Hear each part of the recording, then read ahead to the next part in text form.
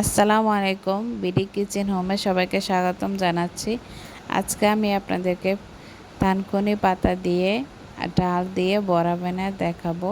দেখুন, আমি প্রথমে থানকুনি পাতাগুলোকে ধুয়ে পরিষ্কার করে ব্লেন্ড করে নিয়েছি এবং পাশে নিয়েছি মসুর ডাল।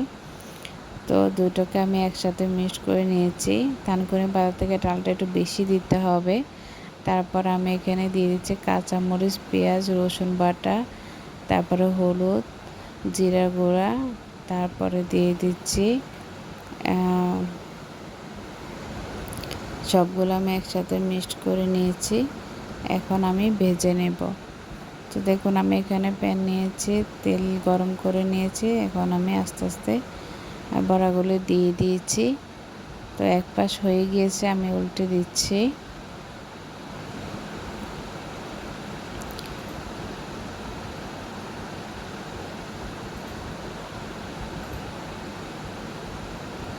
হ্যাঁ, এখন আমি অন্য পাশও এবার ভেজে নিয়েছি। দেখুন, এখন তুলে নিচ্ছি।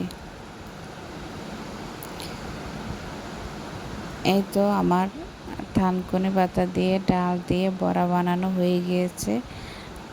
কেমন লেগেছে কমেন্টে জানাবেন। আল্লাহ হাফেজ।